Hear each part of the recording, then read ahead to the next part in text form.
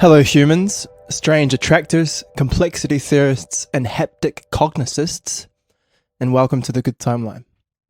The Good Timeline is the place where we examine the global trend of transhumanism, which is the self-directed transformation of humans into something very different from our hunter-gatherer ancestors, and how we might best make that transition.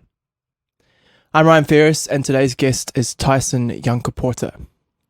So Tyson is an academic, an arts critic, and a researcher who is a member of the Appalach clan in Far North Queensland, Australia.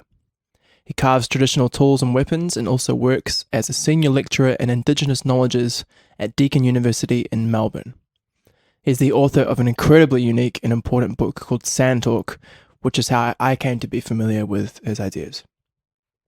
So Sand Talk examines the modern world and contrasts it with the old world, weaving together Indigenous knowledge traditions, complex systems theory, dreaming narratives, art, and philosophy. I'll give you guys a wee quote from the book to give you a wee taste. There is a pattern to the universe and everything in it, and there are knowledge systems and traditions that follow this pattern to maintain balance, to keep the temptations of narcissism in check. But recent traditions have emerged that break down creation systems like a virus, infecting complex patterns with artificial simplicity, exercising a civilizing control over what some see as chaos. The Sumerians started it, the Romans perfected it, the Anglosphere inherited it. The world is now mired in it. The war between good and evil is in reality an imposition of stupidity and simplicity over wisdom and complexity. While I don't agree with everything posited in the book, I strongly recommend anybody to grab one, or borrow one as Tyson would prefer. It's an amazing book, ridiculously unique, and I think very important to read. I barely scratched the surface of what I wanted to explore with Tyson in this yarn, so I'm hoping that we can have another one in the near future, but until then, enjoy this chat with Tyson Yunkaporta.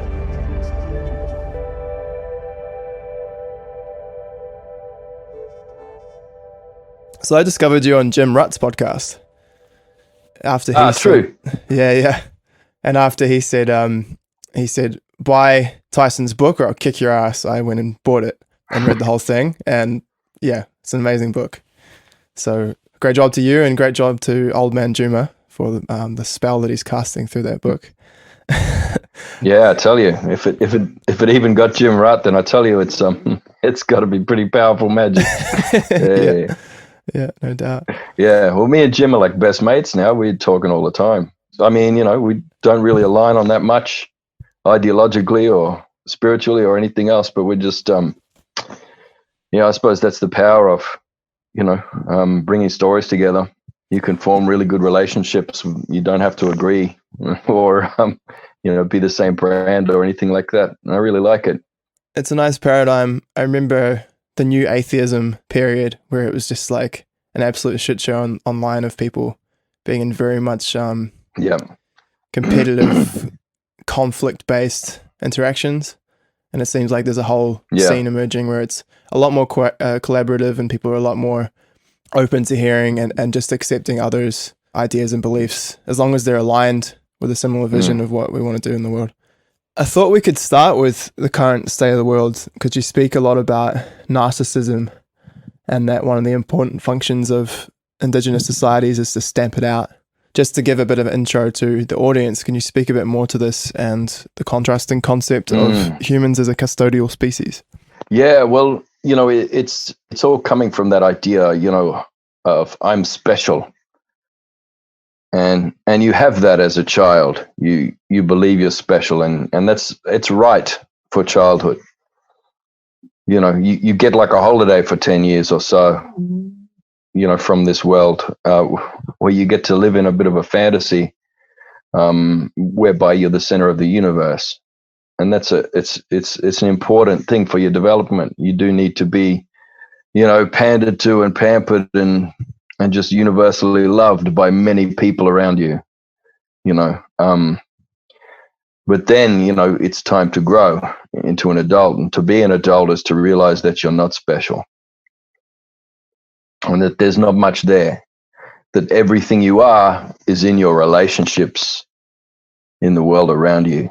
They're in your relationships with people, but then also non-human entities, and most importantly, place relationships with land, and then you realize that you're not special, but then nobody's more special than you either, and that you all belong to something special. And that's deeply comforting. And I guess there's a big problem with kind of global culture of the Anglosphere and of an economic system that sort of has tricked us into thinking we're all these remarkable individuals with all these individual needs and wants, and we consume in patterns to express our unique identities. The problem with that is it's grounded in this idea that we're special and that we're all self-actualizing. We're all on this personal growth trajectory, this hero's journey to realize our uniqueness and specialness and exceptionalism. And we're doing analysis of ourselves. We're doing reflexivity and self-reflection, and we're digging deep and navel gazing, and we're going to therapy, and we're plumbing the depths of our psyche. And it's all an illusion, because there is nothing in there. And that's the hardest thing. That's what you learn when you go through rites of passage, is that there is nothing inside of you, your persona anyway. It's just a collection of longings that's supposed to drive you to act on the world. And you do that in perfect ways when that part of your spirit's in balance with the rest of it, But there's nothing there. We all think we're doing all these behaviors and words and opinions that are coming from some deep, resonant place within us, of integrity, or of, damage and trauma and pain and loss, and that we have these depths. We don't, as individuals.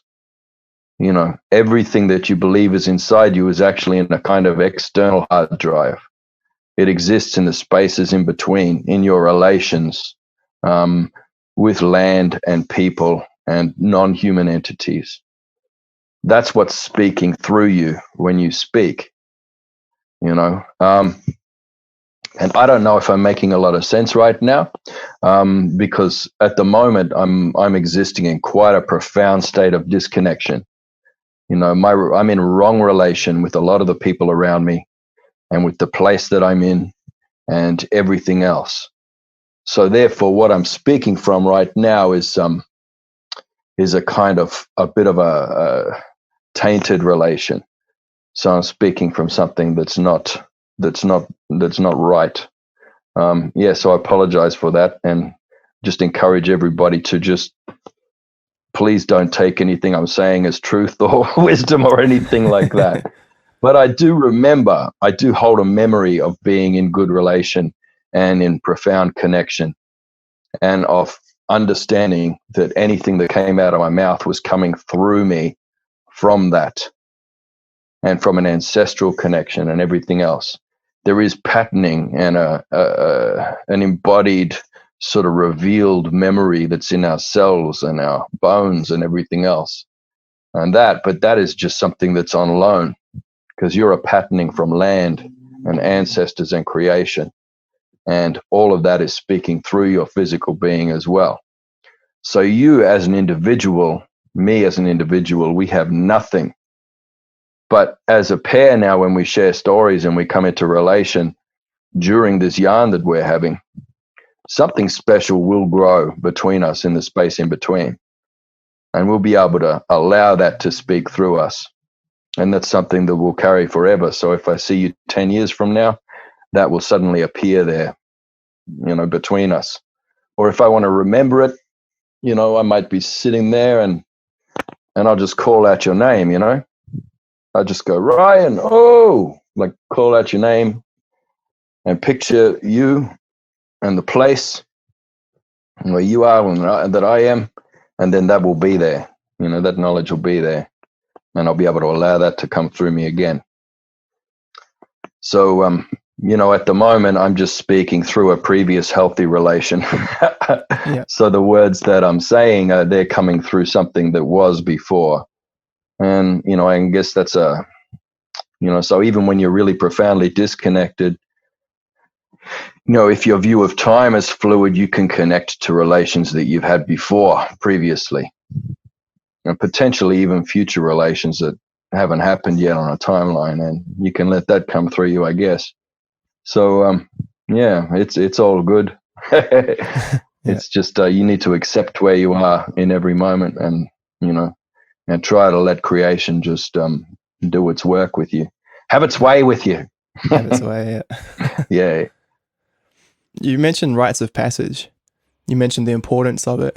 And I know a lot of Indigenous cultures have rites of passage, and actually a lot of Western cultures used to have rites of passage.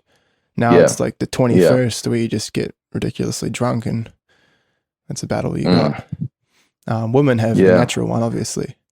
But is there anything else you could talk about? Look, well, I guess women have several. I mean, there's a reason why their frontal lobes are developing, I think 6 or 7 years sooner than ours are in this current system, and it's not biological, it's the things they go through, from the age of 12, 13, they're going through a lot of rites of passage.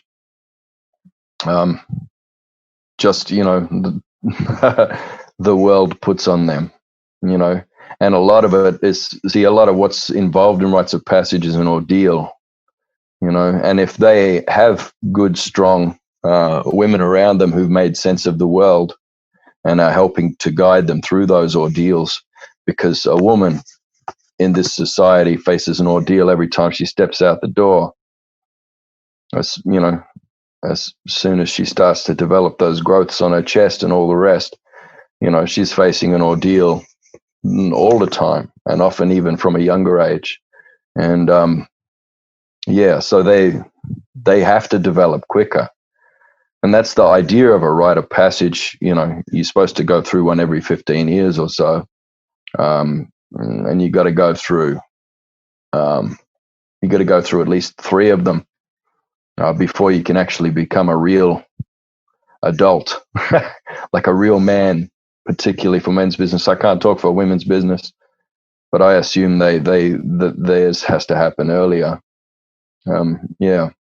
But for us, in order to become a man who can have any authority in the world or any power to act on the world, we need to be at least 45 and to have gone through all that stuff. At least 3 times. So there's the ordeal, there's the realizations that come with that. Then there's that taking on of higher knowledge, bigger, deeper knowledge, and secret knowledge that you have to be able to prove that you can be trusted with.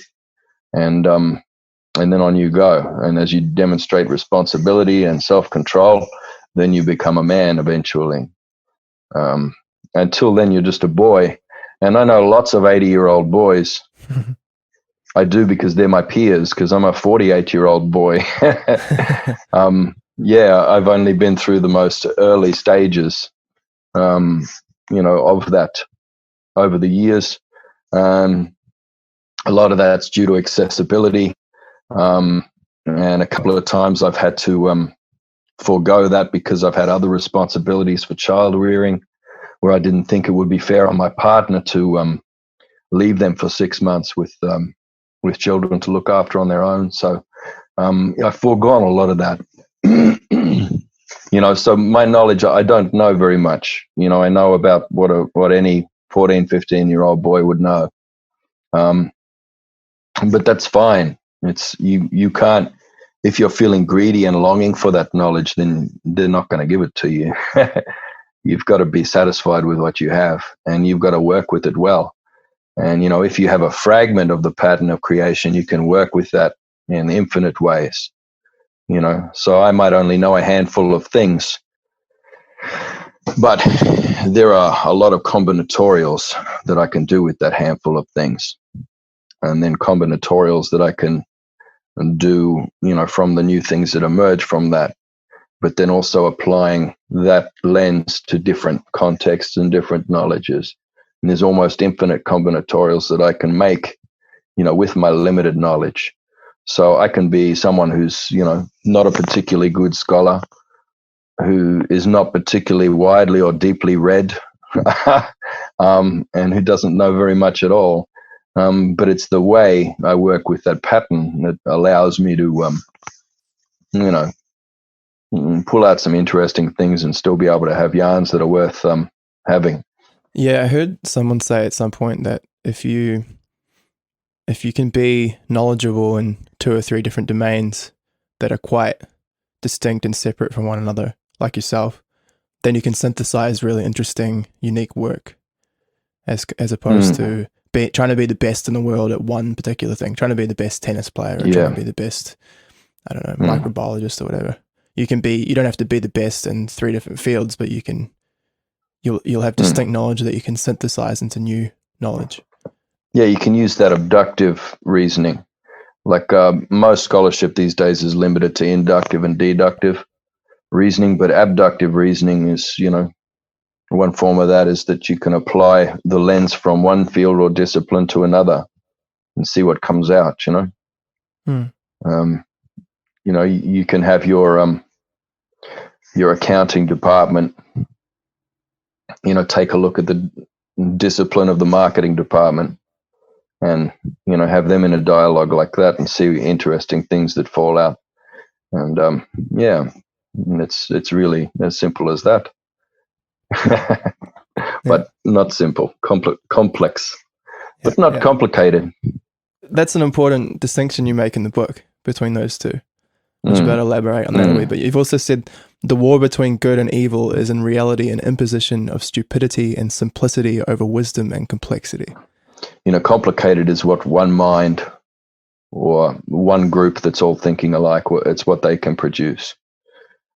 They can produce complicated systems and tinkered structures and technologies, but none of these things can have autopoiesis. They can't be self-healing, self-replicating, self-maintaining systems. They can't be self-organizing systems. They're just complicated, and a complicated system is something that will break down unless you're constantly maintaining it from outside. So these machines that we're speaking through now, they're complicated systems, and the network that they belong to is a complicated system, which is a self-terminating system. People look at the trajectory of it and then they project forward. Oh, by 2050, we're going to be, in hover cars and we'll have robot servants and all this sort of stuff. But I mean, there really isn't enough rare earth metal in the world to realize that dream, So yeah, and especially with the built-in obsolescence of these machines and networks we're speaking through, those things need to be replaced regularly. And so that's some short-term profits for a few people, but it's just accelerating the self-termination sequence of that system. That's another problem with these tinkered, complicated systems, is that they contain the inherent biases and corruptions, of the people who produce it. The self-interests of those individuals that have tinkered that system. So they will fall apart. And I guess that comes back to that narcissism. People are going to serve themselves in the moment because they're trying to become greater than. And that's just one of the things that's just part of that. Every line of code, code is law, and every small L law, but still law. Every line of code is an ethical choice and a decision, and all of the, prejudices and biases of the programmers there are constantly being encoded into these systems. So, of course, the self-terminating algorithm of modernism is certainly going to be built into all of these things, and it will self-terminate. That's what complicated is. Complex is, self-organizing, and it comes from, it's part of creation, so it follows the algorithms of creation, which are impossible for anyone to tinker or even to really glimpse individually. It's something that's can only be known collectively. It can only be interfaced with collectively, and it's a very beautiful thing. And you can only interface with it if you're in it. You have to be part of a complex system in order to be able to, you're not quite observing it because, you're part of a self-organizing system that's observing itself. And you're following a few operating protocols in there, and, you're allowing those flows to transform you as you go. And you're, participating in those flows quite rigorously. And, the system is replicating itself over and over. And, any system has moments of disruption, but that's important. That's necessary for mutations to occur. A pattern that just replicates itself infinitely the same way is going to become entropic, and the system will break down. The pattern does need to be disrupted. And strangely enough, that's what makes the pattern more complex. As it comes back into balance and back into relation after disruptions, it's never quite the same, but it's so much more complex, beautiful, staggeringly beautiful. After those things, it's those mutations, which are quite lovely. And each of us, has moments where we're a strange attractor, that causes those disruptions and mutations, and we get to enjoy that role. A lot of the time we're not even aware we're doing it, but there it is. There was a good example of that when we had the earthquakes. I'm from Christchurch, Aotearoa, and we had some earthquakes a number of years ago that were pretty bad for the city. And up north in Yunkaporta, my father has a place up there near the beach, and the reef changed significantly. Like the shelf changed dramatically from the earthquake. And if I recall correctly, a lot of ecologists and scientists were really concerned it might destroy the wildlife in that there, but the opposite happened. A whole ecological niche has opened up there, and there's a whole bunch of new life in that changed landscape, just as you say. One positive thing out of the earthquake. It's interesting that, the land will shake things up when it's needed. Just want to get that one last thing out about narcissism, because I think it's important. And I found it so interesting in your book, and also I think in your chat with Jim Rutt, that one of the main, not main perhaps, but one of the important functions of Indigenous societies was to stamp it out. Can you speak a little bit more about how narcissism is detected and stamped out or subdued? Yeah, it's more about subduing it or holding it in check, because it's just one of those mutations and pattern breakers, and it is an important part of creation as well. We can't look at it and call it evil and say that it has to be stamped out of the universe, because without that narcissism, maybe the universe would unravel. So it's kind of needed. But at the same time, it has to be held in check. And I guess it's when it gets really out of balance and starts to, take over a person or a group, that's when things go wrong. And a lot of the creation stories, you'll see that, in fact, pretty much every culture on the planet, in the creation stories, at some stage, narcissism emerges. There's this perfect creation, and then some being has this narcissistic tendency and a need to be above everything else, and they basically cause all the heartache and trouble in the world. And then there's usually a lesson in there about how to bring that into balance and hold it in check. Most cultures have that. Can you speak about this, the experience of your brain falling to bits when you got a phone, and then the different states of consciousness inhabited by Indigenous peoples, and how they might differ from modern civilization-based humans? Your mind is not brain bound, and it's not even body bound. And this is scientifically measurable and has been measured, replicated results, all these sorts of things. This haptic cognition, distributed cognition, all of these things. You have neural processes that are occurring in your interactions with your environment and with other people and with tools and all kinds of things. So for me, a lot of my cognitive practice has been around the traditional practice of carving. I mean, a lot of different traditional practices, including yarns and all that sort of thing. But for me personally, a lot of it's been around carving, which I haven't been able to do at all this year. I think it's about 6 months ago, the last thing I made, which was a bit dodgy. It was all right, but wasn't great.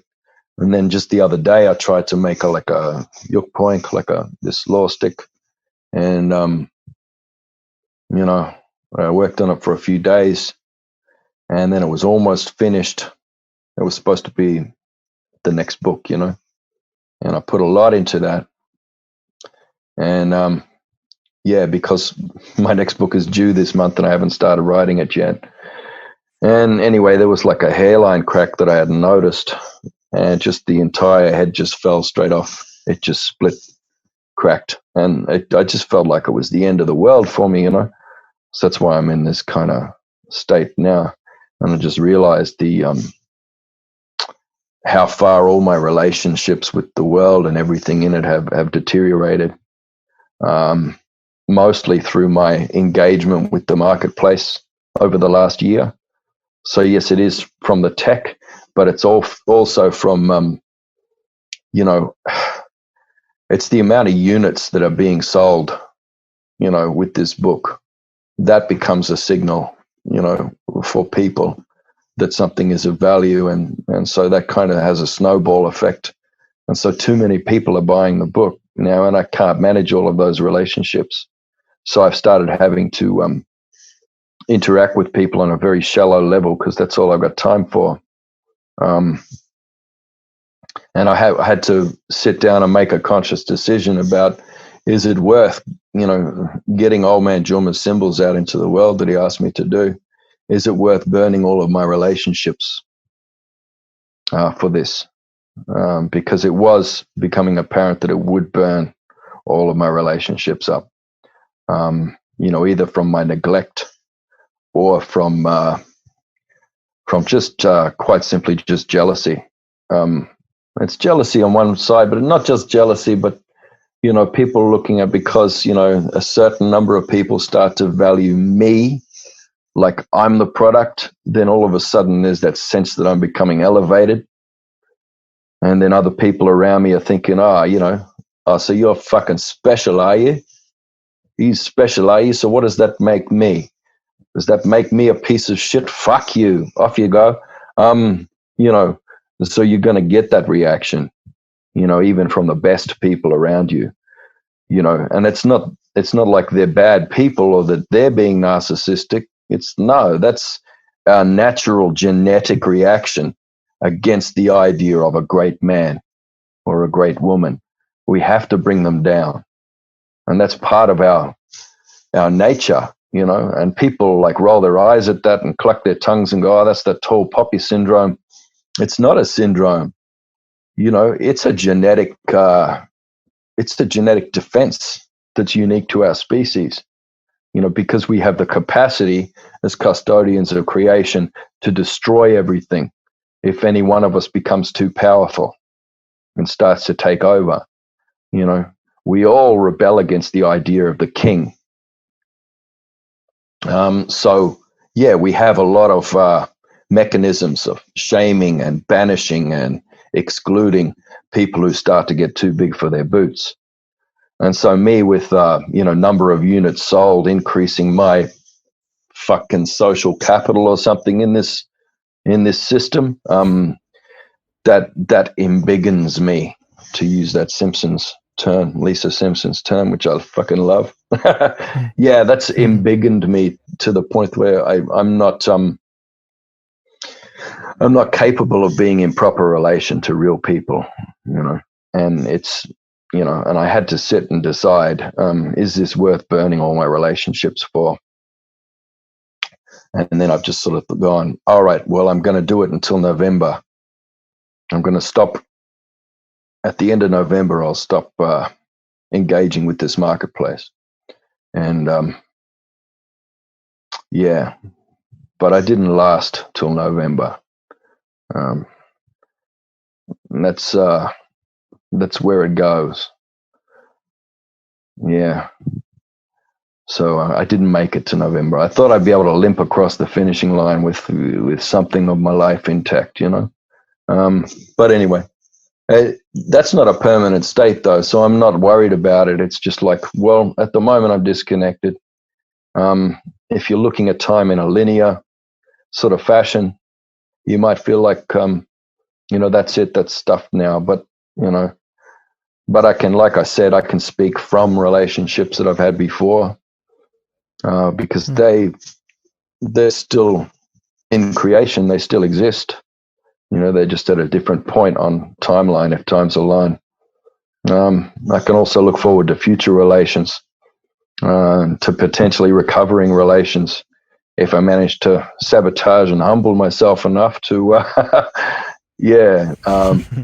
get myself kicked off this. I mean, I'm on maybe the bottom rung of the C list or the D list or something, but it's still way too high for me to be able to have any meaningful relations. So I've just got to make sure that I say fuck enough times in podcasts and stuff like that while I'm representing my university, so that I can get fired from that job, and so that people can start going, oh, what the fuck is that guy talking about? And he's a bit rude. I'm not going to buy his book. And then maybe I'll become debased enough again to be able to have human relationships. That was a lot of hyperbole there, but it's just, I don't know. I'm trying to joke about it. Yeah. You've got to laugh. Yeah, you got to laugh, right? What I would like people to do is to start. There's enough of the books out there now. Like the best thing people could do to help me now is to stop buying it and just start sharing the copies that are out there. If you want to read it, just get one from someone else. Like, stop buying it, for fuck's sake. Yeah, you're gonna get me killed. Yeah, they're just gonna buy it now. Because you're saying that. No. It's just, it's not going to be a bestseller. But if it ever got to that, became a bestseller, that would be the end of my life. Like I couldn't recover from that. I couldn't recover my relationships from that. Not real relationships. Nobody would ever speak to me as a human being again. I'd just be that dude that has a best-selling book, so he's, he thinks he's better than us. Yeah, and I really can't be doing that. I still have my family. I still have my family, but they're 3,000 kilometers away, and I've been on lockdown in this house all year, and that has no sign of ending. That's been extended again now in Melbourne, and it's looking like the best I can hope for is maybe next year. But even then, it's flights are going to be very expensive. Maybe when those royalties come through, I'll be able to afford a bloody $10,000 air ticket home or something to visit. Yeah, but yeah, so it's a very tricky thing to enter a city, one of these cities. They're designed to extract things from the margins and turn them into something else, and chew them up and spit them out.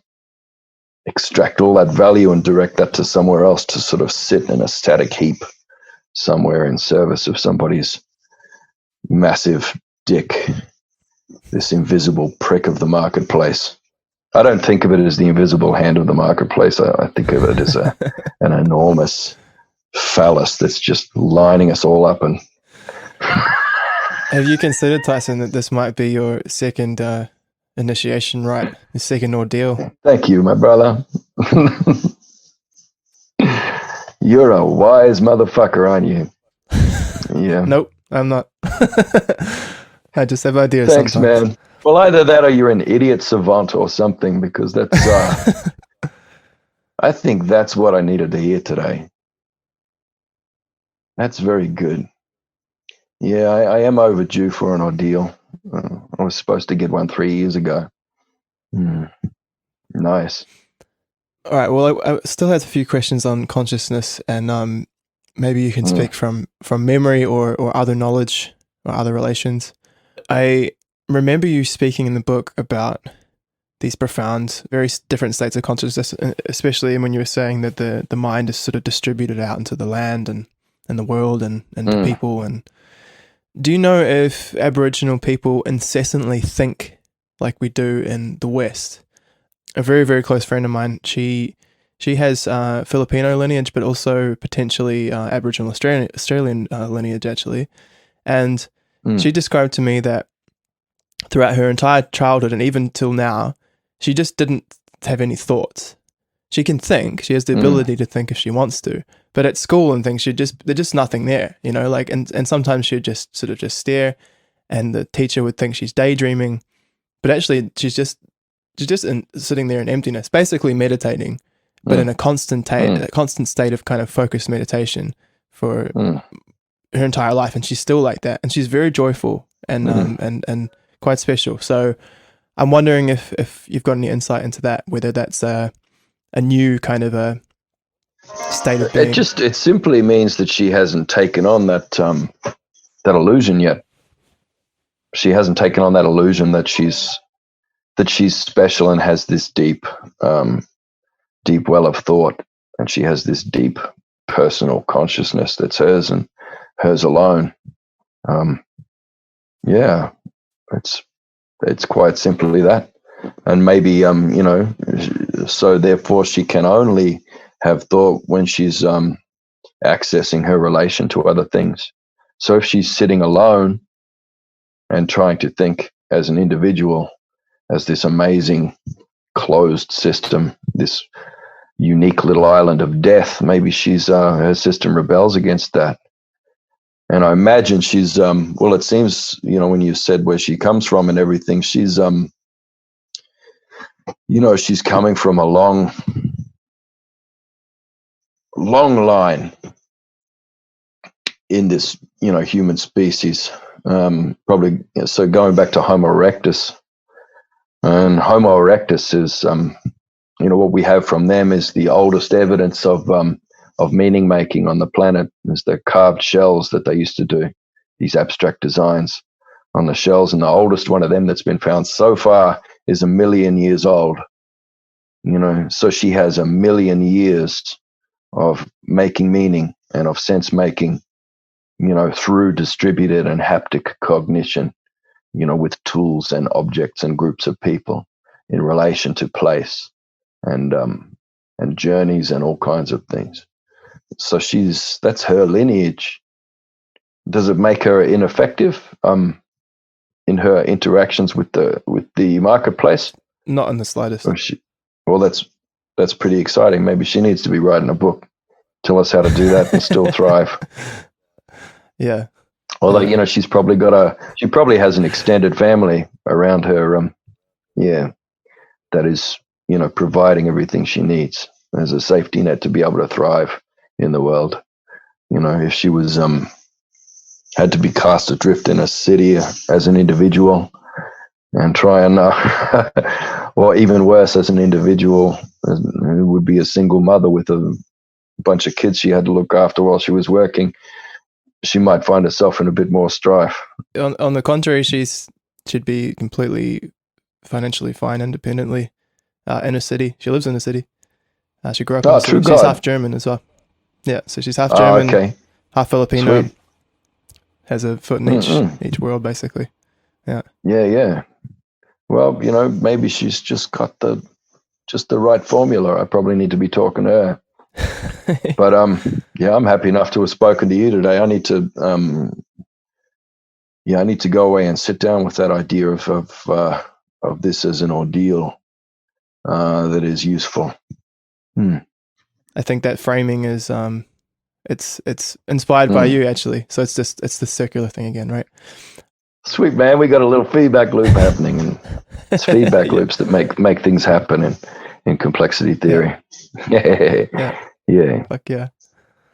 Nice. How are we doing for time? Because I've got like a whole bunch of different questions, but I will definitely prioritize some if you need to boost it. I mean, I could probably make time, but then there's capacity, and then there's my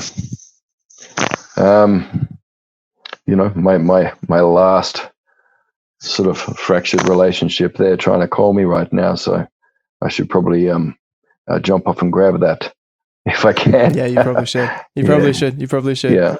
All right. Well, it's as much as I feel like I've taken more from you today than I've given, but yeah, hopefully Tyson, there's something in there you can use, bro. Mate, you gave me you and Old Man Juma gave me so much with that book, and it was a pleasure to talk to you. Sweet. So I'm if I did somehow give something back, it's absolutely my pleasure. Well, you've certainly done your reciprocal thing today. You probably told me the most useful thing I've heard all year, so thank you. You're so welcome. Nice. All right, bros, I better get going. Because she's calling me. All right. You better See ya. do that. Take care. Bye. See ya.